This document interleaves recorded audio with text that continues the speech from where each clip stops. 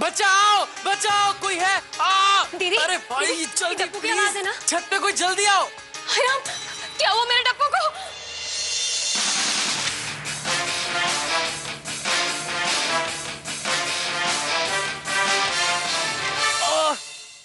अरे कोई है क्या? हेलो, क्या आफत लग गई? अरे कोई है क्या? क्या आफत है? मम्मी दादी जल्दी आओ, देखो भैया बंदर का डांस कर रहे हैं। और जोर से कूदो भैया, वेरी गुड भैया।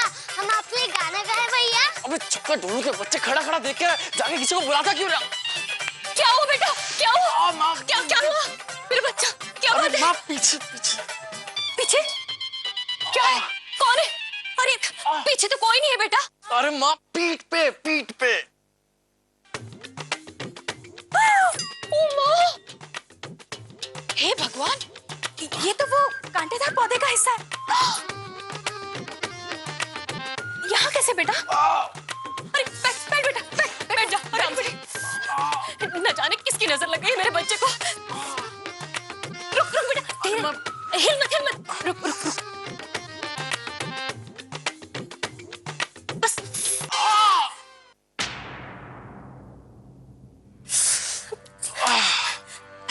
बस, हाँ? चिंता मत करो बेटा, हम चंदन का लेप लगा देंगे, ठंडक मिलेगी। लेकिन एक बात बताओ बेटा, ये पौधा तुम्हारे पेट पर लगा कैसे? कैसे?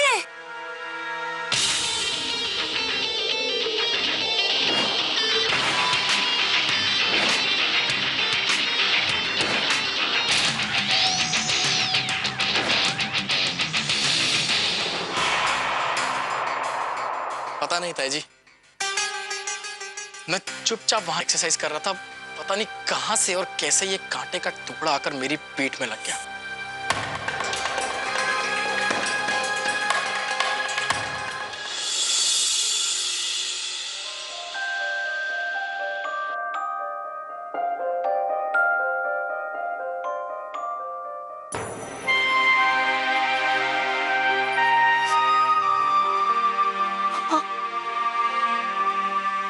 प्यारी मम्मा,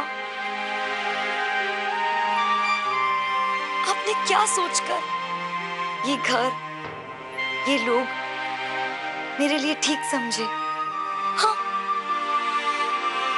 मैं यहाँ रह पाऊंगी या नहीं पता नहीं। Exactly.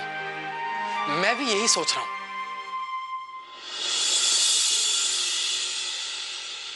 तुमने कुछ कहा?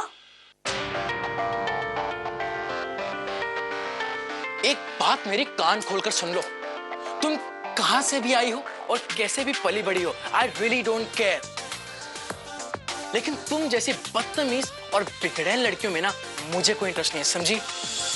ग्रेट, क्योंकि मेरी भी कुछ यही राय है। तुम ना दूध में टपकी हुई मक्खी हो, कबाब में हड्डी हो, कंप्यूटर में जैसे वायरस होता है ना, वो हो तुम जैसे लड़कों को देखकर मैं अपना रास्ता बदल लेती हूँ। तो क्यों मेरे पीछे पड़ी रहती हो? हाँ, कभी रूम में, कभी छत पर। Why? Listen, मैं यहाँ सिर्फ अपनी सीडीज लेने आई थी। बहाना बहुत अच्छा है। आज सीडीज लेने आई हो, कल चप्पल, परसों शैम्पू लेने आओगी। Hello, you listen to me. तुम ताई जी की भांजी हो, इसलिए तुमसे बहुत प्यार से बात कर रहा हूँ, वरना तुम जैसी लड़कियों को ना मैं बहुत अच्छी तरह से समझता हूँ। क्या तुम जैसी लगा रखा है? हाँ, हो कभी अपने आप को देखा है शीशे में? पूरे के पूरे भैये लगते हो। तुम जैसे लड़कों को देखकर कौन अपना दिन खराब करेगा? एंड हाँ, तुम ना जिंदगी भर अपनी मम्मी के टप्पू ही रहोगे, दूध पीते पप्पू। गुंजन, बस बस बस, बहुत हो गया। हाँ, तुम्हें पता है कि ये कौन है? डप्पू है। आपके लिए होगा शहंशाह भगवान, मेरे लिए ही नथिंग, जीरो, अंडा। अरे तुम्हारी जुबान तो कैंची की तरह चलती ही जा रही है।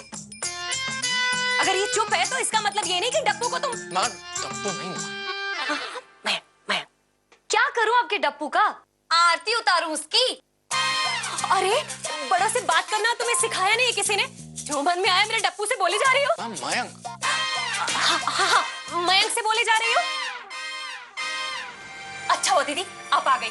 सुन लीजिए इसकी जबान। हमारा भी लिहाज नहीं कर रही है। आप समझाइए अभी से। एग्जैक्टली आप ही समझाइए इसे। ताई जी आप प्लीज देखिए। आप एक मिनट हम समझाते हैं। अगर सबको एक साथ एक ही घर में रहना है तो मिलजुल कर रहना होगा। क्यों गुंजन?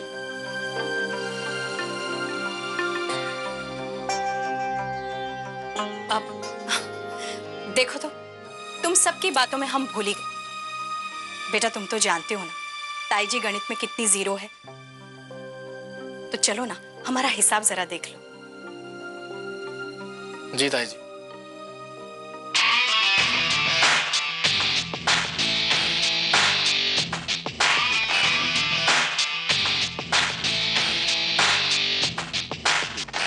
अब सीमा तुम भी चलो। आओ बेटा आ जाओ। चलो कुंजन हम कर दे। कुंजन बेटा मुझे कुछ मत कहिए, मैंने कुछ नहीं किया, ठीक है? जो भी कहना है ना अपने उस डप्पू से कहिए। ठीक है बेटा, हम उसे समझा देंगे, लेकिन तुम तो शांत हो जाओ। अब रचना बेटा सामान ले जाने में गुंजन की मदद कर दो। जी मम्मी। मम्मी लगता है मयंक भैया बुरा मान गए। उनका चेहरा एकदम उतरा हुआ था। अब जरा जाकर उन्हें मनाइए ना।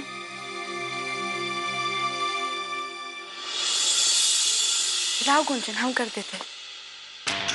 चितड़ी दिखा रहा था।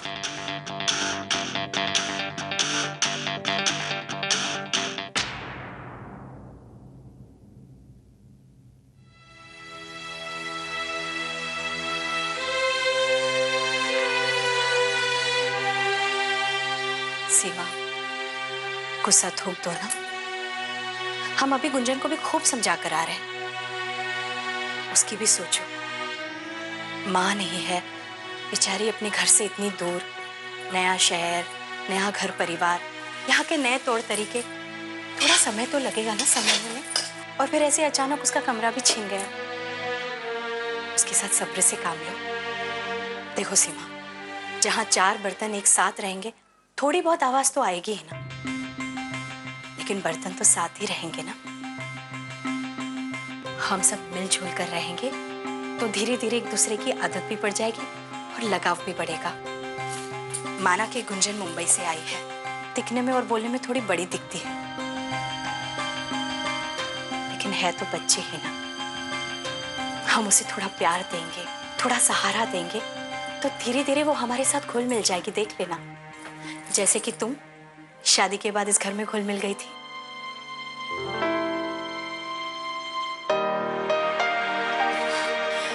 अच्छा क्या बना रही हो? पनीर आया कि नहीं?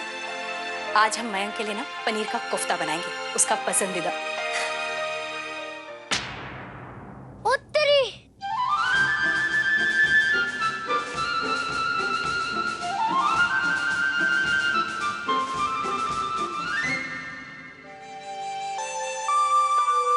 अब गुंजन कितना मजा आएगा ना। हम दोनों इस कमरे में एक साथ रहेंगे, देर रात तक बातें करेंगे, खूब मजा करेंगे, है ना? देखेंगे। ला ढूलू हम इसे बिछा देते हैं। हाँ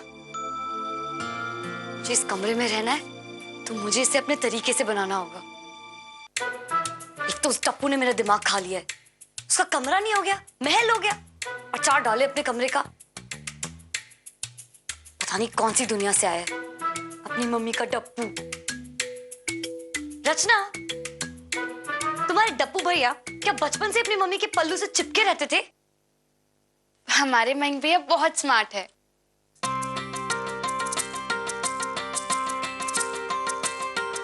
ये रचना भी एक चैप्टर है।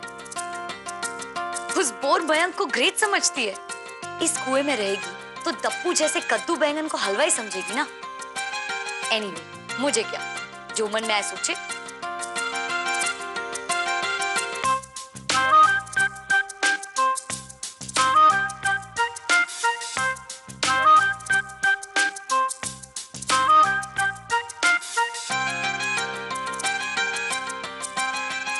गुंजन,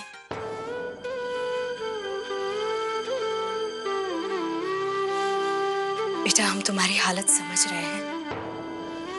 तुम तुम अपनी तरफ से सही भी हो, लेकिन लेकिन क्या? आप ही बताइए, मैं उसके कमरे में क्या कर रही थी? आपके कहने पर ही वहां गई थी ना अपना सामान लेने, और वो मिस्टर जो मन में आए मुझे कहकर चला जाता है। और उसकी माँ, दोनों मिलकर बोलते ही जाते हैं, बोलते ही जाते हैं। मुझे कुछ बोलने का, समझाने का मौका तक नहीं देते। ऐसा नहीं है गुंजन। तुम तो रहने ही दो, वहां तो उसकी साइड ले रही थी, वहां उसके सामने सबकी बोलती बंद थी। हम तो सिर्फ यही कह रहे थे कि गुंजन बेटा, यहाँ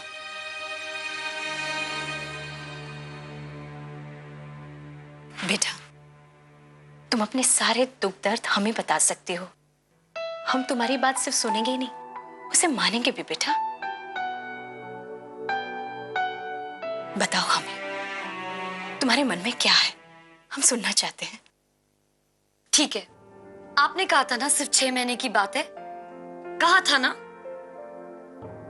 मुझे यहाँ आकर 6 दिन भी नहीं हुए एंड ऑलरेडी सब मुझे, मेरे सामान को इधर से उधर फेंक रहे, यहाँ से वहां भेज रहे, जैसे मन में बात कर रहे। मेरे पास ना मेरा अपना कमरा है, ना मम्मा और ना पापा।